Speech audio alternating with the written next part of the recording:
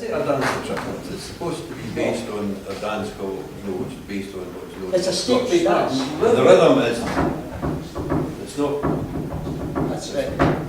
that's the rhythm of a Scotch snap. It's a stately If dance. you go back It's to not, the it's history not of the to dance come and to the respect. You know, not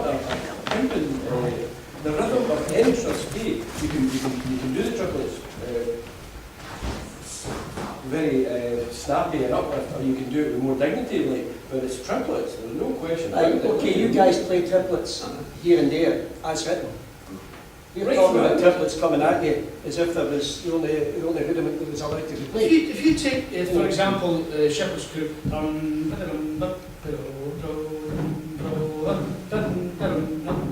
if I hear the modern drum beat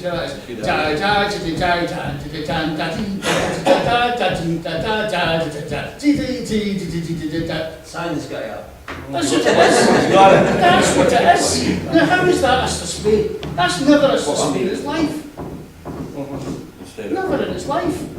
I think I'm amazed at how you guys complete it. I think it's come again from. I think it's a spillover from medley playing, and the bands are very comfortable playing jigs, and I think a lot of the rudiments which are fit very nicely in there have been forced into a different idea. How much power does the pipe major have over it? I mean, you guys, if you accept it in Bill, do you say to your leading drummer, that's not on you? Well, how much power do you have? I mean, the business of being a pipe major, I've recently said I'm getting a new sign for my door, William J.R. Livingstone, psychiatrist, counselor, because you're working with a team, you're working with a huge team. I've got a team of about 50 people, and I've got to keep them all on side. And they're only there if I make them feel that it's really worth doing. So if I start snarling at somebody and saying you absolutely must change, then I've got an unhappy bunch and I've got dissension. So it's always a matter of compromise. But that said, I'm having played bagpipes all my life, I am mindful of what mistress pay ought to be, and I try to encourage that. But there's only so much you can extract because the drummers have their own demands, and they're going to be rewarded appropriately for playing the difficult material. Well, that's a very point, because I've broached this subject with a number of leading drummers, and they all say, if we don't fill in the gaps, we get accused of simplicity by drumming adjudicators. If I say to my leading drummer, this bit of the tune, not necessarily a suspicion, could you stop at that part? They'll say, how long? What to that? They'll say, well, just a couple of bars, 2 bars. And they immediately think, if we stop here, the judge is going to go, oh, could you make up a bit for that? There's a mentality, a perception of that, which is historic. Right? But it comes back to the root cause again. We need to say, musically, you don't need to play in every bar, in every pulse. Yeah. The same as the pipers, but we seem to have that inbuilt. You're talking about a solo piping strathspey, right? Which is not the only form of delivering a strathspey. If we brought fiddlers in here and they listen to that, they would say that's nothing like a strathspey. And if they hear pipers playing a strathspey, some poo-poo that as well. If you hear accordion, fiddle, or any other tradition, and they have as much right to the strathspey idiom to tell you how it to be played as we have. What you're saying is the pipe band is not playing the strathspey the way the top solo pipers would play it, or the way you were taught. But it's not that type of delivery.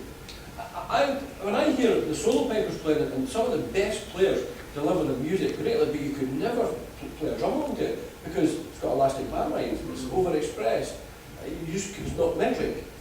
So I think the biggest step that you have to get round is to play metric. You need to stylize it and customize it, and that you have to sacrifice some of the things for that. And I understand, I take your point about the drumming. The drumming is so technically developed that it's over knitting the tune sometimes. Can I come There's in no there? lift in it. Yeah, can I There's come no in there? lift in it. It doesn't make me want. I mean, you must get lift in us to space, surely. Irrespective of whether you play the fiddle, the accordion, or the comb and paper, you've got to get lift in it. And there's no lift in it when the drummers are playing around the rat-a-tat-tat-tat-tat. No, but this isn't just a new thing. I've had the good fortune to be taught for a while by A.D. Hamilton. And A.D. was a very, very accomplished musician, a professional percussionist. who came from the pipe band world and got a lot back into the pipe band world. But a way back, he was saying that one of our biggest problems is that we've got two conflicting instruments playing together. We have the ultimate legato instrument against the ultimate staccato instrument. I mean, apart from a church organ, I think the bagpipe is the only instrument where there's always a sound coming out of it. At all times when you're blowing, there's a sound comes out of it.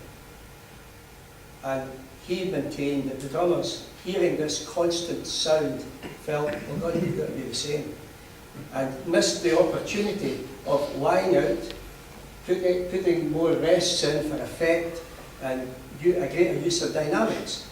Now, I subscribe to that theory 100%, and okay, it's got worse because technically the drums have got better, so they can put in more work. So they are putting in more work. They're capable of doing it, so they're doing it. And what's happening is we've changed the drum almost from a staccato instrument to a legato instrument because we want to play all the time. We also lose things like these chips, if you want to call them that, or unison parts, for open 40.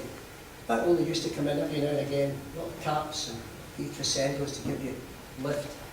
Sometimes you hardly hear the leading drummer, so we've lost a shade of colour because we hear the chord playing constantly. And you end up with a staccato rhythm. Right. And we've lost, I mean, I still do, I love to hear the leading drummer playing. I think, you know, his is a solo performance within a band performance, and it can really be great to listen to.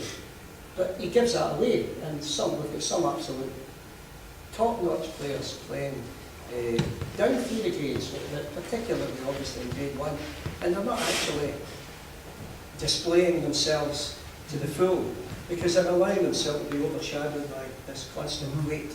And I think it's a mindset that we're in, and it's damn difficult to get out because we've been entering this mindset for 50 years. But that opens That's up what another we get back argument. from it.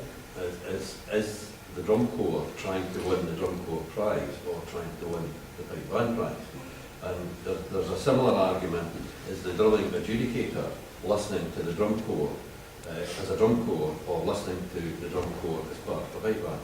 So we spent yesterday, as he said, Keith's sitting here, on a workshop for adjudicators, and we were talking about that very part. Is a drumming adjudicator judging a pipe band competition or just a drumming part of a pipe band competition? Or is he listening to the drumming in relation to the pipe band overall? Which is what I think it should be. But I don't think we necessarily have a system that makes that happen consistently. There's been an argument that we shouldn't have drum corps prizes, and I can see the point. But I don't have a problem with a drum corps prize, provided it's judged on the relationship with the pipers and the context of the band, not in isolation. Is that fair? Mm-hmm. You know, and the whole idea that you have this brilliant corps and their heads are down and the way they're doing their own thing and they don't even know what the hell's going on around them. And you can see it some of the time. I would apply that same concept to the World Solo Drumming Championship. And Robert and I have had this debate before. I think there's guys going for the World Solo Drumming Championship to show how good drummers they are. But they're playing in every bar. They're actually playing to a piper. And at the end of the day, they should be producing a musical output in relation to that pipe tune. And not only that, I think it should be in relation to the sound of the drum and how the pipes go together as well. Because quite often you get a set of bagpipes that sound, one sound, and a drum sounds totally different, and you sit wondering what the whole thing's about.